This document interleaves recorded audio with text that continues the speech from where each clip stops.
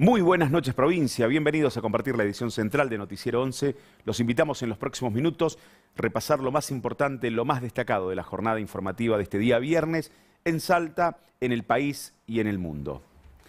Nuestra provincia ha sido noticia en las últimas jornadas debido a aquella avioneta transportando droga que tuvo un aterrizaje forzoso en la zona de Rosario de la Frontera. A partir de allí, el pedido de la ley de derribo, la charla que hemos tenido aquí con nuestro columnista Abel Cornejo, el debate en la Cámara de Diputados, una cuestión que largamente es información en los diferentes servicios del 11 TV.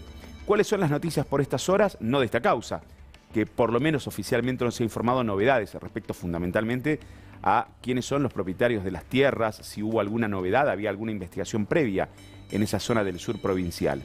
Pero sí que la zona de frontera sigue siendo un lugar donde se intenta pasar o se pasa permanentemente mercadería de contrabando, donde se pasan drogas, y en este caso una patrulla de Gendarmería Nacional fue alertada de un grupo de personas que estaban circulando con bultos en la zona de la Espesura, muy cerca del río Bermejo. Cuando fueron a realizar el control correspondiente, estas personas comenzaron a descartar la mercadería. El informe de la Gendarmería Nacional consigna que justamente todos estos elementos eran cargados por personas que estaban circulando por ese sector. Los uniformados fueron a recorrer a pie la espesura del sector denominado La Viguera, visualizaron a los involucrados, arrojaron un total de 46 bultos, huyeron en diferentes direcciones, se efectuó el registro de los mismos y se llevó a cabo la prueba de campo de narcotest. Encontraron resultado positivo para cannabis sativa, marihuana, 178 kilos, 100 gramos de marihuana, 672 kilos de hoja de coca en estado natural que decomisaron en ese operativo que se llevó adelante en el límite fronterizo sin personas detenidas. Lograron escapar en la espesura del monte en el norte provincial. Esta sería una noticia más: droga, hojas de coca, la gran cantidad de marihuana. No es un dato menor porque seguiremos hablando del tema. La cocaína siempre pasó por zonas de frontera. Se decía siempre que la marihuana ingresaba por alguna otra provincia, fundamentalmente del litoral, y luego tomaba rutas nacionales para seguir hacia el sur de la República Argentina. Y es noticia cuando hablamos de la cuestión de la frontera, drogas y contrabando, pero es más noticia aún cuando la información nos lleva a la zona de la Puna salteña. Efectivos de la sección núcleo dependiente del Escuadrón 22 San Antonio de los Cobres patrullaban la zona del límite fronterizo entre Argentina y la República de Chile, próximo al hito 1610, así se consigna, y el volcán Salín, y se observan a dos camionetas ingresando a alta velocidad desde el país vecino. Realizaron señas para que detengan la marcha, pero uno de los conductores logró evadir el control. El acompañante que iba en el segundo vehículo fue alcanzado por los gendarmes cuando intentaban huir a pie, en plena Puna, a unos 3.770 y pico de metros de altura. La patrulla se desplazaba por el grupo Socompa. Funcionarios observaron un vehículo descendiendo por un camino interno de un proyecto minero abandonado. Cuando llegan al lugar encontraron una Toyota Hilux color bordó sin patente abandonada y con las puertas abiertas. En la caja se hallaron varios bultos de bolsas tipo alpillera con una sustancia vegetal. Estamos hablando claramente de marihuana. 361 kilos, 769 gramos. 361 kilos a más de 3.700 metros de altura. Eso fue lo que ocurrió en las últimas horas en la Puna salteña, en el límite Argentina-Chile. Allí también el tráfico de drogas.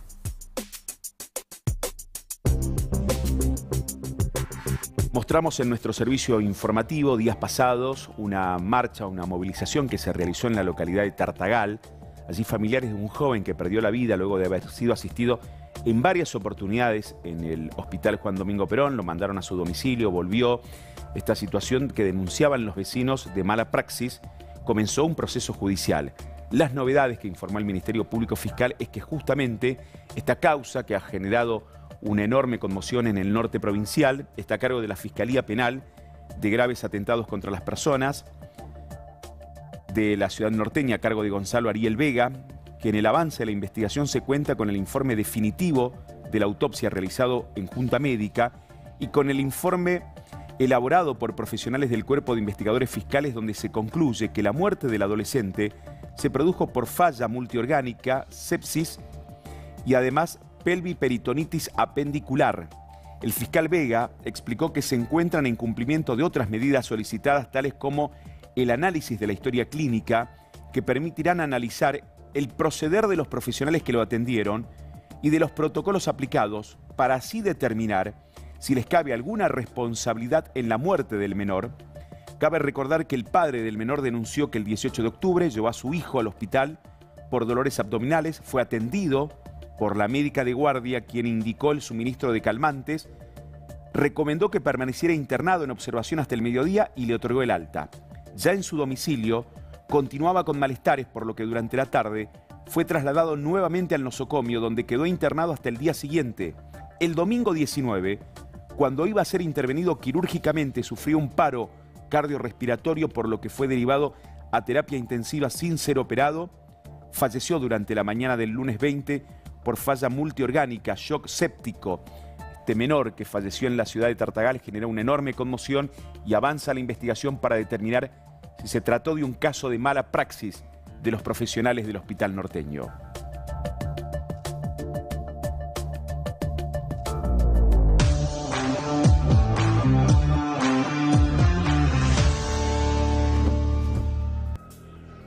Las cámaras de seguridad muestran tremendo impacto en el norte provincial. Esto ocurrió en la ciudad de Orán, según indican en Moreno y Eduardo Arias, 9 de octubre, 9:30 de la mañana aproximadamente. Los operadores del Centro de Videovigilancia registraron este siniestro vial en esta esquina. Por la cámara de seguridad se registra la colisión entre la camioneta y una moto con dos ocupantes sin casco. Una imagen que hemos referenciado en varias oportunidades, no solamente en el interior, sino también aquí en la capital, especialmente en zonas barriales. El conductor de la camioneta, un hombre de 52 años, circulaba en contramano. Adujo no conocer la zona. Claro, los chicos estaban circulando por esa arteria muy conocida del norte provincial y no se percataron que una camioneta circulaba en contramano. Dejó a los dos heridos. Los motociclistas sufrieron politraumatismos, fueron trasladados por el SAMEC al hospital local. Intervino la fiscalía correspondiente en la jurisdicción. Camioneta en contramano, los motociclistas sin casco. La imagen del día de la siniestralidad vial en el norte provincial.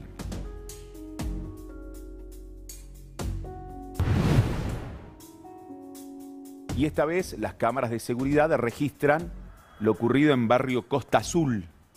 Esto fue el 8 de noviembre, 3:30 de la mañana. Operadores del Centro de Videovigilancia detectaron a un hombre circulando en barrio Costa Azul con un arma blanca. Posteriormente ingresa a una propiedad privada. Inmediatamente envían a patrullas al lugar, las más cercanas. Fue demorado cuando intentaba fugarse con prendas de vestir sustraídas del inmueble al que había ingresado. Estaban los famosos hogueros hace un tiempo, pero esta persona no solamente los elementos que se encontraban fuera del domicilio, sino que ingresa al domicilio. Un hombre de 24 años con domicilio en barrio El Cambio. La policía se entrevistó con la dueña de la vivienda, reconoció los elementos, radicó la denuncia correspondiente, recuperó una campera, herramientas, una manta polar, se secuestró un arma blanca. El procedimiento estuvo a cargo de la policía y ya intervino la Fiscalía Penal 1. Este joven de 24 años finalmente quedó demorado por esta situación.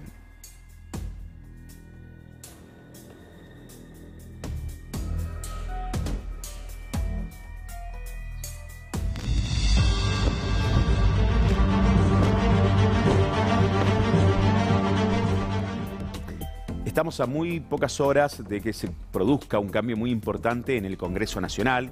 Ingresará una importante cantidad de legisladores de La Libertad Avanza, sumados a los del PRO, de algunas provincias que ya le han asegurado sus votos al gobierno nacional, de partidos que no estuvieron aliados ni con el Frente Peronista ni con La Libertad Avanza, pero que terminaron inclinándose en las últimas horas por ciertas políticas que quiere llevar adelante el gobierno nacional.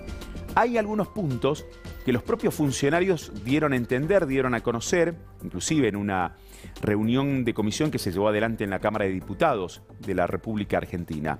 Pero hoy, el jefe de gabinete, ex vocero presidencial Manuel Adorni, hizo referencia a la enorme cantidad de trascendidos que han circulado en las últimas horas en los medios de comunicación, en las redes sociales, y que ponen, pareciera un focus group enorme, cuál es la opinión de la gente sobre diferentes temas que podría llegar a plantear el gobierno como discusión central en las reformas que propone para el próximo año. Aclarar que cualquier afirmación sobre alguna medida que no haya salido, que no se haya conocido o que no la hayamos comunicado por canales oficiales, a priori es falsa. Se está hablando mucho de determinados temas, entre ellos monotributo.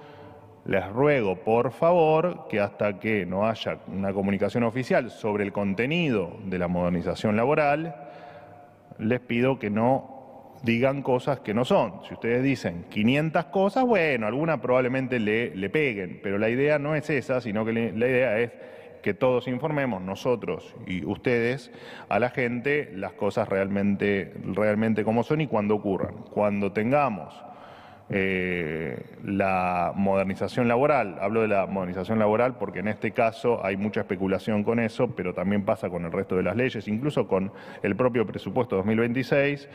Por favor, no tomen las especulaciones, esperen que efectivamente nosotros transmitamos cuál es el contenido de cada uno de los proyectos de ley. Días pasados, el flamante ministro del Interior, Diego Santilli, en una entrevista televisiva, dice: bueno, pasó la campaña, ya dejaron de hablar de algunos temas, por ejemplo, el caso español o las coimas en la Agencia Nacional de Discapacidad, como si hubiese sido toda una cuestión meramente política. Y en realidad había una denuncia formal, una investigación que marchaba, y de hecho, en el transcurso de esta semana, la defensa de Diego Spagnuolo presentó un recurso diciendo el audio que se escuchó, que se viralizó, donde Karina Milei cobraba una comisión del 3% para aprobar algunas acciones en la Agencia Nacional de Discapacidad, eran creadas por la inteligencia artificial. Fue desestimada justamente ese pedido, por lo menos en la Fiscalía dice: tenemos otros elementos.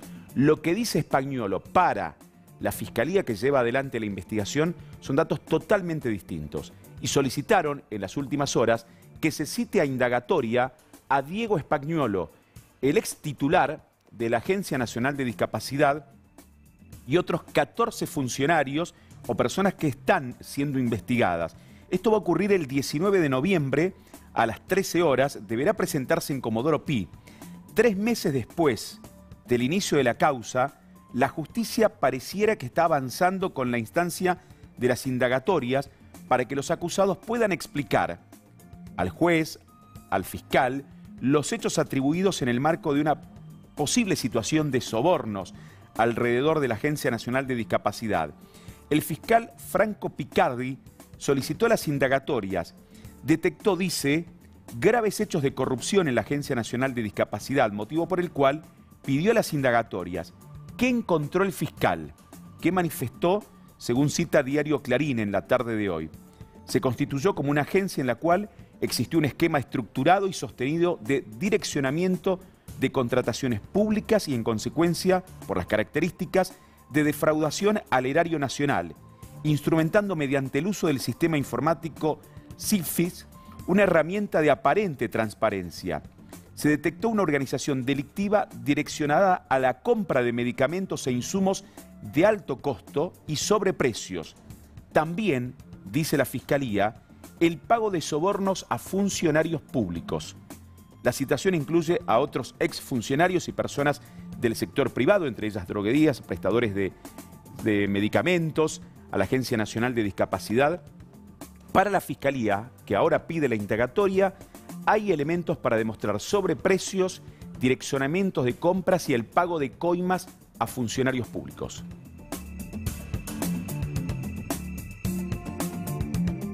La defensa de Diego Spagnuolo dijo: los audios en realidad fueron armados por la inteligencia artificial. Hoy la gran mayoría utilizamos inteligencia artificial para diferentes circunstancias.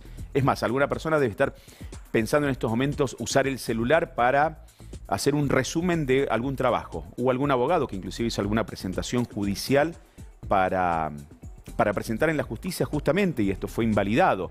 Hasta para usar en la tecnología uno le puede pedir a la inteligencia artificial cualquier cuestión. No sabemos si nuestros técnicos, por ejemplo, en estos momentos están pidiéndole a la inteligencia artificial cómo manejar una cámara, cómo dirigir el programa. ¿Hasta dónde llega la inteligencia artificial? Inclusive puede ser funcionaria pública, así como lo escuchan. Nos vamos a Zárate, provincia de Buenos Aires. Salimos de Ciudad de Buenos Aires, pasamos Campana, llegamos a Zárate, ahí pegadito al río Paraná, en el límite con la provincia de Entre Ríos. Y en ese municipio, el intendente decidió nombrar como funcionaria pública a la inteligencia artificial. Nosotros empezamos un proceso desde que arrancamos en la administración de salir del esquema tradicional del estado de papel y empezar a hacer lo que comúnmente vemos en la administración, que es automatizar respuestas, algunos trámites, pero ahora nos encontramos con que tenemos una herramienta clave como la inteligencia artificial que también puede, acompañada por el humano, en su creación, poder razonar, comprender y decidir bajo determinados parámetros que le tenemos que precargar. Entonces decidimos primero avanzar en el esquema de desarrollo de este elemento de inteligencia artificial, pero lo novedoso que por ahí algunos se funcionan en algún lugar es que nosotros le damos la calidad de funcionaria no humana. ¿Qué significa? Que tiene la capacidad de, ante determinados trámites, de dictar actos administrativos que solo pueden ser revocables por alguien de rango superior. O sea, vos podés anular a la IA en este caso. No le pagás sueldo, por otro lado, te ahorrás un haber, Marcelo. ¿Y tiene rango de secretaría? O sea, la IA se llama cuando Sara, ¿no? Sara tiene rango de dirección general. Ok. Como todo acto administrativo puede ser revocado por un superior. ¿Y específicamente en qué área es competente Sara? ¿Está formada para tomar decisiones en qué rango? Está formada para tomar decisiones. Ahora lo que estamos, como siempre, cuando se designa un funcionario, el funcionario tiene que empezar a armar su función, y lo que estamos trabajando fuertemente para que sea lo primero que va a salir es que pueda habilitar automáticamente comercios, arrancando en las zonas donde menos discusión de zonificación hay y de rubros hay, o sea, las zonas céntricas de la ciudad donde la mayor cantidad de rubros se puede. Entonces, el vecino, ahora arrancó Sara, arranca un proceso que ya estamos trabajando en construir ese conocimiento que tiene que tener Sara para que el vecino pueda no solo precargar el trámite, que es normal en muchos lugares, pero siempre tiene que esperar que el funcionario lo apruebe, lo habilite, sino que acá Sara, como directora general de atención no humana, va a poder comprender y habilitarte.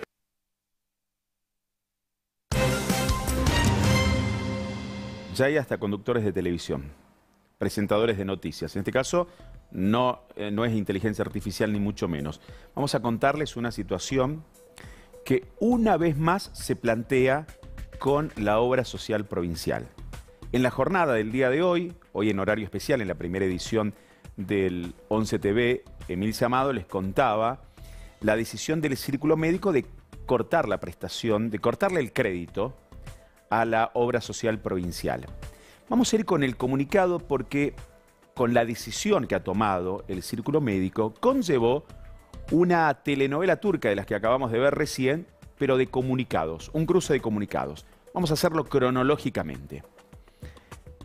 Suspensión de crédito con el IPS. Este es el comunicado textual, el primero que se conoció. Pese a las reiteradas gestiones realizadas, el Instituto Provincial de Salud de Salta aún no ha regularizado los pagos correspondientes a consultas y prácticas médicas. A esta situación se suma la falta de respuesta a reclamos administrativos esenciales y la ausencia de previsibilidad en la cadena de pagos, lo que afecta directamente la labor profesional de nuestros médicos. Continúa el comunicado. Por tal motivo, informamos la suspensión del crédito con el IPS a partir de las 0 horas del día 17 del 11 del 2025. Esto es desde el próximo día lunes. Y continúa el comunicado, justamente que emitió el Círculo Médico en la mañana del día de hoy, cerca de las 9 de la mañana. Desde esa fecha, la atención a los afiliados se realizará de manera particular, aplicando los valores vigentes convenidos entre el Círculo Médico de Salta y la obra social provincial. Esto significa, padrón A, 13.500 pesos por consulta. Continuamos trabajando para alcanzar una solución que reconozca el carácter alimentario de los honorarios médicos y permita restablecer la normalidad en la atención. Agradecemos profundamente la comprensión y el acompañamiento de nuestros socios y pacientes. Comisión directiva del Círculo Médico. Obviamente que intentamos dialogar con ellos, pero dijeron que el próximo lunes habrá una conferencia de prensa y recién allí van a expresarse con los medios de comunicación 11 de la mañana, el lunes, respecto a esta situación. Dijimos, bueno, este es el comunicado y el lunes hablaremos de la cuestión, salvo que se acrediten los pagos correspondientes y se levante la medida.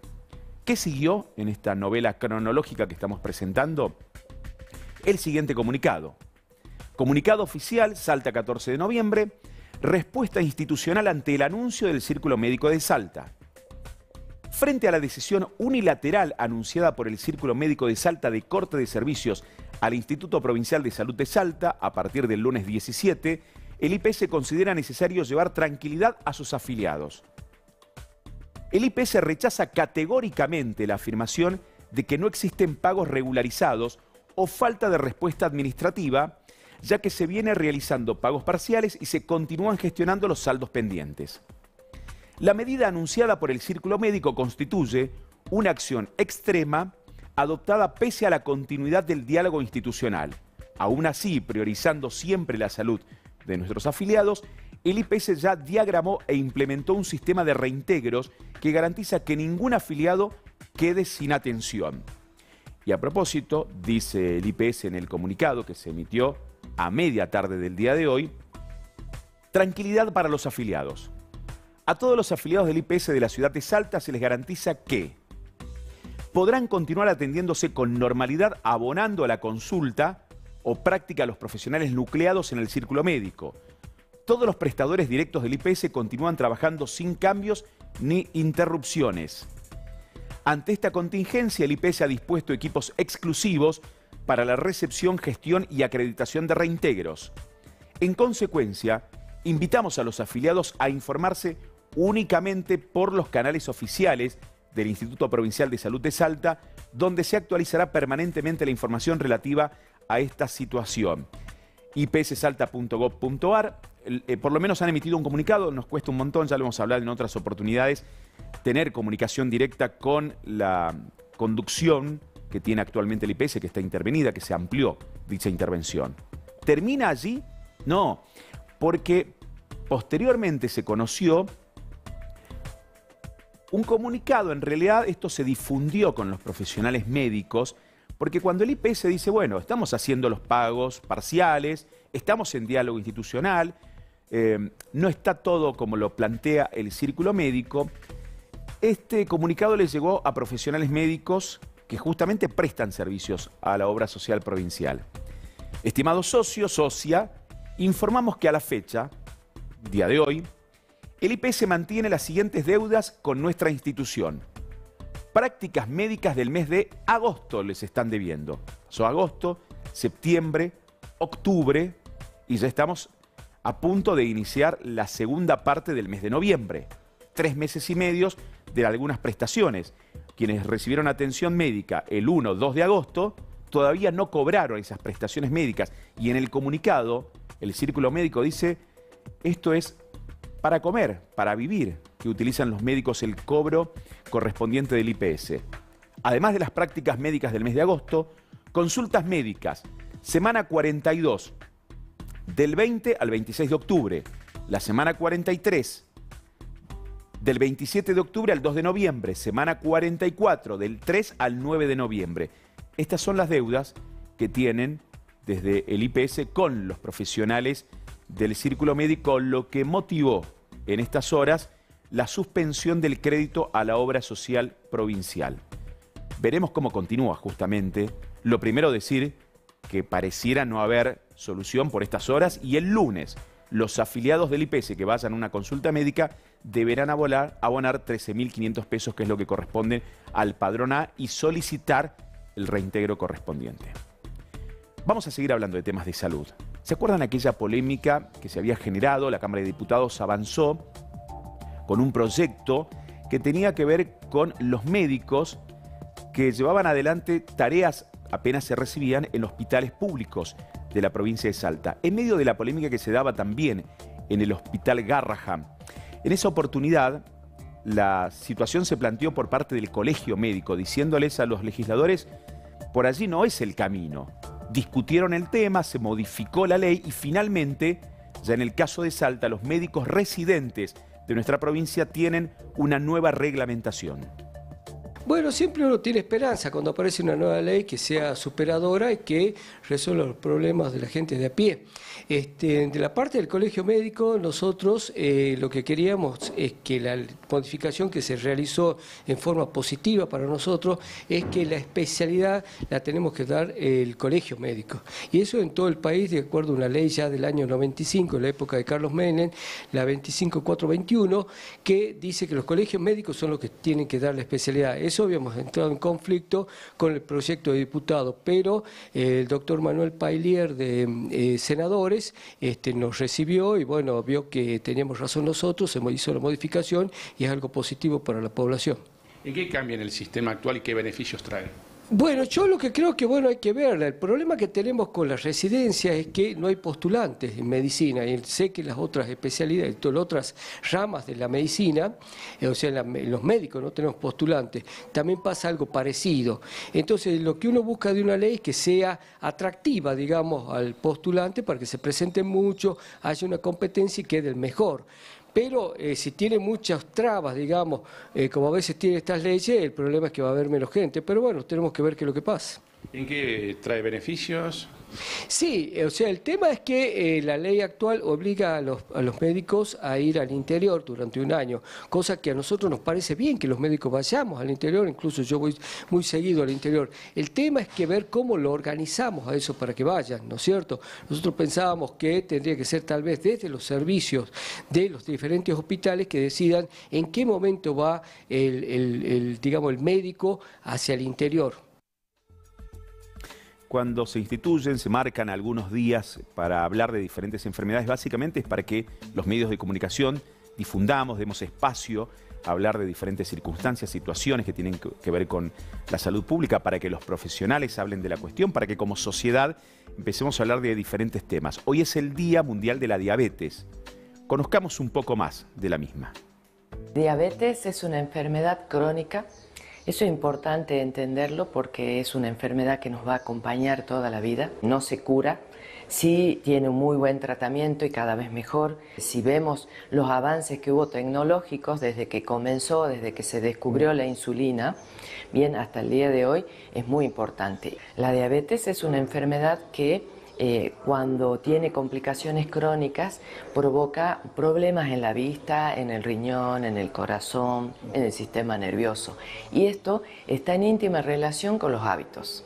Bien, si una persona que toda su vida tiene hábitos saludables, es muy difícil que llegue a tener diabetes. Entre los hábitos saludables hay que tener en cuenta el descanso, hay que tener en cuenta la actividad física, comida saludable. Hace muchos años se hablaba de que era hereditario. Hoy se sabe que lo que se heredan son los hábitos, son las formas de alimentarnos. Entender que se transmite la cultura de la alimentación, de la comida en la familia, y eso muchas veces provoca que el abuelo, el tío, todos coman lo mismo y tengan los mismos hábitos.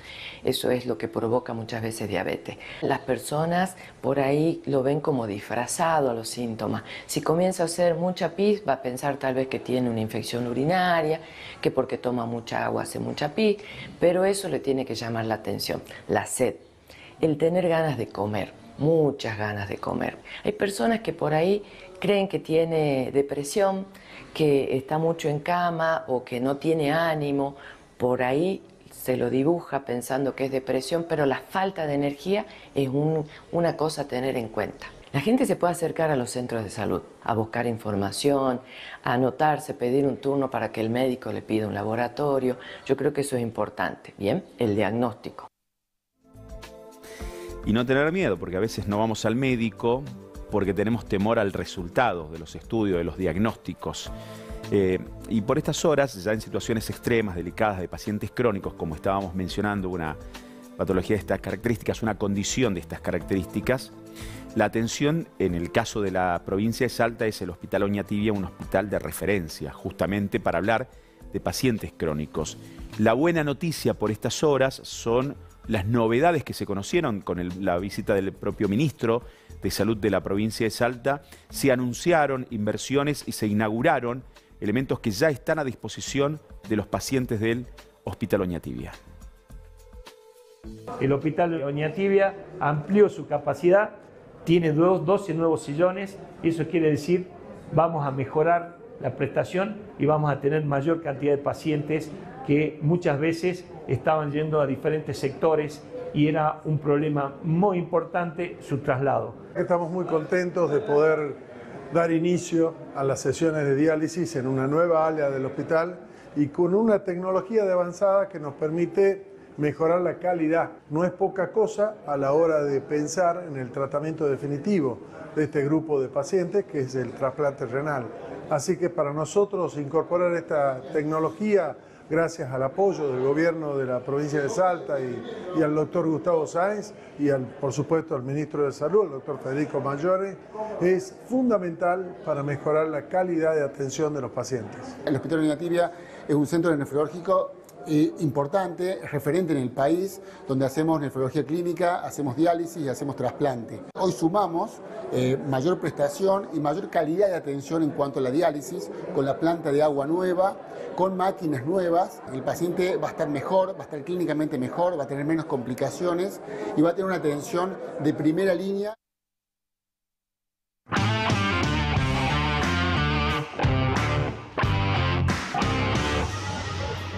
La chica de las redes. Buenas noches. Hola, Dolo. ¿Cómo andamos? Qué lindo venir los viernes. Sí, totalmente. Me encanta. Gracias por venir un viernes. Es un placer venir los viernes y justamente hoy en la columna de Virales tenemos noticias vinculadas al viernes, al fin de semana, al espectáculo, a la música, señoras y señores. Hashtag, por supuesto, Grammys Latinos. Ok, yo tengo una opinión de los Grammy. ¿Qué opinión tenés? ¿Querés compartirla con nosotros? Yo pienso como Homero Simpson. ¿Cómo piensa Homero? Homero en uno de los capítulos le entregan un premio Grammy. Sí, ¿y qué dice? Lo revolea, no le importa nada. Yo los rebanco. Acá el Yin y el Yang, yo rebanco los premios, porque banco la diversión, porque banco la música latina y lo banco a él, Estoy hablando de Bad Bunny, que se llevó el mejor disco de Bad Bunny, lejos. Tremendo, debí tirar más fotos, se llama el disco, se llevó el mejor álbum del año y lo agradecía a todos los jóvenes de Latinoamérica, pero especialmente a los de Puerto Rico. Mirá. Amen lo más que puedan. Este premio se lo quiero dedicar a todos los niños y los jóvenes de Latinoamérica y especialmente a los de Puerto Rico. Nunca paren de soñar ni de ser ustedes. No importa de dónde venga, nunca olvide de dónde vienes, pero sin olvidar para dónde va. Y hay muchas maneras de hacer patria y defender nuestra tierra. Nosotros escogemos la música. Ahí está. Qué buen disco estábamos hablando, ¿no? Qué gran artista. Disco. Y además va a ser el primer latino en cantar en el entretiempo del Super Bowl. Muy bien. Que es el evento deportivo más visto en Estados Unidos, así que bueno. Y no cualquiera canta en el Super Bowl, solamente grandes figuras, ¿no? Y además sí tuvo problemas la transmisión ayer, se cortó durante varios minutos la transmisión, tuvo problemas serios de sonido la transmisión. Exactamente. Pero bueno, ¿qué más? Cosas que ocurren, esto sucedía en Las Vegas, repito, los premios más importantes de la música latina. Muchos argentinos se han llevado premios, pero ahora me voy a ir a Colombia. Mejor canción del año. ¿Qué hubiera sido? La tenés, Karol G. Karol G, sí. Si antes te hubiera conocido. ¿Querés que bailemos? No hace falta. La vi cantando un tema con Marco Antonio Solís. También Brillo, Karol G. ¿Viste que le presté atención a los Grammys? Muy bien, sos Homero Simpson, pero los ves, los consumís. Sí, pero me tengo que dedicar a esto. Es tu profesión, te debes a tu público y a tu profesión. Lo cierto es que me pareció muy bonito lo que decía Karol G con respecto a la mirada de los otros, al juicio ajeno. Mirá. A ver. Este año, bueno, no voy a decir este año, voy a hablar de lo que ha pasado en mi vida con la llegada del éxito, que pasan cosas muy bonitas, pero a la vez llega confusión y llegan muchas dudas todo el tiempo, lo dije ahorita. Lo único que quiero decir es que últimamente todo el mundo tiene una opinión, últimamente hay mucha gente profesional opinando de qué deben y qué no deben hacer las personas, qué les debe gustar, qué no les debe gustar, cómo se deben vestir, cómo deben hacer lo que sea. Y de cierta forma empecé a sentirme que todo lo que estaba haciendo estaba dejando de estar bien. y que estaba perdiendo mi magia, que estaba perdiendo el encanto. Eso me pasó este año durante una etapa rara de mi vida. Y lo único que quedó de todo eso para mí fue volver a la raíz y volver a la intención y volver al propósito de que yo estoy haciendo lo que hago porque lo amo, porque me gusta y porque nací para esto. Y lo digo que este premio me está dando la oportunidad de decirlo, no lo digo por mí, lo digo porque hay un montón de personas en la casa pensando que no son buenas o que no son suficientemente profesionales para hacer lo que quieren. Olvídense del mundo, olvídense del ruido, y cuando uno se olvida de la calificación del otro, lo único que queda es el amor y la pasión, por encima de talento, pasión y obsesión por lo que uno hace. Así que, a vivir la vida. Muy bien, bueno, muy te bueno, banco, muy bueno. Karol G. La Muy recontra bueno, banco. muy Y bueno. la verdad es que la canción del año no puedes dejar de bailarla cuando la escuchas. Vos sí porque no bailás, pero la mayoría de los seres humanos movemos el cuerpo Ok. cuando suena la canción de Karol G. Vamos a ir a ¿Qué más? Catriel y Paco Amoroso. Sé que Ay, ellos sí. te gustan. Me encanta. Ellos te gustan y estuviste viendo básicamente la transmisión Por por ellos, ellos. por ellos, Por por ellos. ellos. 5 Latin Grammys Sí. se llevaron. Estuvo muy bueno. Bueno, mejor disco de música alternativa por Papota. Fue muy particular, fue muy bueno ese Claro. disco, ¿te acordás? Era conceptual, Es digamos. muy conceptual. Bueno, Video y música. Exactamente, ellos son muy conceptuales y quiero mostrarte dos partes. Primero, cómo agradecían estos Latin Grammy y después un chape, un beso hermoso. Pero vamos primero con el agradecimiento de Catriel y Paco Amoroso. El Latin Grammy es para Papota, Catriel y Paco Amoroso.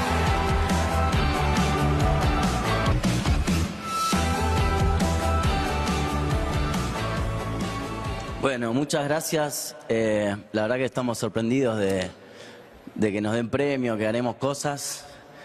¿Estás por acá? Agradecerle a nuestro equipo, al sello, a la gente que trabaja con nosotros en estas canciones, que nos permitieron girar por todo el mundo, tocar, a nuestros músicos, a nuestras mamás. Bueno, esta es una alegría que compartimos con todos ustedes y estamos felices, así que gracias a la gente de Argentina. Aguante el Diego, loco. Diego, loco, Aguante siempre, el Diego, loco. Siempre Paco Amoroso, siempre bancando al Diego en todas partes. Total, Catriel y Paco argentinos, Amoroso. futboleros a morir. Bueno, vamos a ver este momento icónico y el momento más viralizado en las redes sociales tuvo que ver con un beso muy amoroso, hablando de Catriel y Paco Amoroso. Así que yo le quiero decir a Catriel, que es mi amigo, que lo amo y que y que aguante Argentina y que vamos a estar mejor.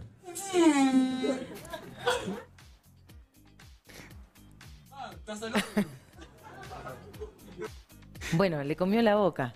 Le comió la boca de un beso. Son así de ellos. Te podés Son esperar, parte del personaje. Sí, es cierto. Podés esperarte cualquier cosa de ellos, al igual cuando sale un disco Claro, nuevo, ¿no? claro, Al claro. igual que la música que hacen. Lo cierto es que se llevaron 5 Latin Grammy. Te decía que muchos argentinos, Trueno por Fresh también Claro. se llevó su premio, Conociendo a Rusia. Y Rodolfo Fito Páez, señoras El y único señores. rockero argentino que lo Sí. premian en el Grammy. Es verdad. No voy a hacer una crítica al respecto, yo solamente acoto ese dato no opinión.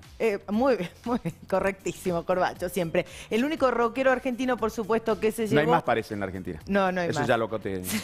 Se llevó mejor disco de rock por Novela y también mejor canción por Sale el Sol. Lo agradecía de la siguiente manera.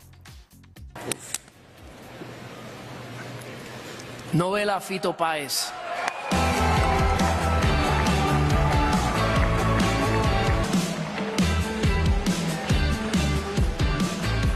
Muchas gracias. Siempre lo mismo, la academia, hay que revisar los patrones de elección, fallan conmigo siempre.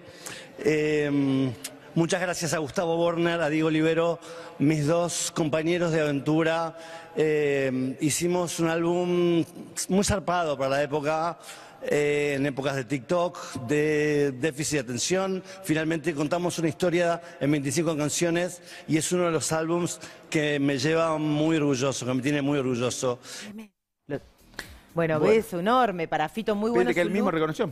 Sí, bueno, pero fue un chiste, fue una ironía, fue una ironía. Perdón, no la capté. Fue una ironía de Fito que suele hacerlas. Me encantó el look y después cantó Sale el Sol, ¿eh? Correcto. Temón y muy buen muy buena disco. versión, muy buena versión eso en vivo. Sí, señor, muy buen disco novela también. Bueno, por supuesto, una de las noticias más virales, #Grammys Latinos, es lo más consumido en las redes sociales y justo hoy viernes para arrancar el fin de semana con toda la música latina. Claro. Bueno, ¿terminó tu segmento? Terminó, tengo espectáculos para el bloque que viene. Ok. Bueno, yo te aviso, yo agregué algo más en la rutina. Yo agregué algo más en la rutina, sin tu autorización. ¿Puedo ¿Sin mi sumar? autorización? ¿Puedo sumarlo? No me avisaron esto, chicos. ¿Ustedes quieren porque que abandone el no móvil tenés en vivo? Pero, ¿Abandono un móvil en vivo o espero? no, lo que pasa es que cuando los chicos dijeron, che, están poniendo mucho Karol G, ¿por qué no ponemos algo de rock alternativo en serio? Ajá. ¿Y qué van a poner? Viste que los hermanos Gallagher, peleados, y cada uno haciendo su propia agenda en Buenos Aires, pero vuelve Oasis, que es un notición para la música. Los hermanos Macana, le dice Lalo Mir. Bueno, Noel Gallagher, los tenemos identificados a ellos con el deporte, con el fútbol, porque son fanáticos del City. Bueno, a partir de allí marcaron diferencias durante mucho tiempo, se separaron los hermanos, y Noel decidió visitar la Bombonera. Entonces, estas imágenes son las que publicó Boca y se viralizaron en las redes sociales. Lo viral en estos momentos es que Noel estuvo visitando la Bombonera, son las fotografías estas oficiales, y después también, obviamente, algunas personas que empezaron a difundir algunos videos de la llegada de Noel a la Bombonera. Hubo una fuerte movida de seguridad. Acoto un dato nada más, que movieron el horario del show de mañana, va a ser a las 20:30, lo adelantaron porque hay alerta de tormenta en Buenos Aires, ojalá que se pueda disfrutar, y comenzaron a circular videos, fotos de uno de los grandes artistas del rock británico de las últimas décadas, que están visitando la Argentina. Hay una enorme expectativa. Yo hacía mucho que no veía tanta ansiedad Corbacho, esperando a Oasis.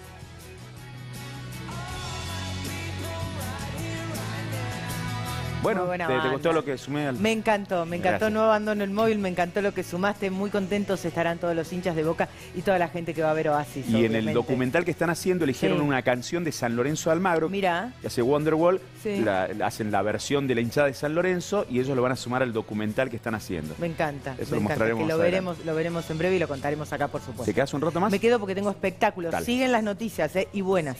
Ya estamos de vuelta.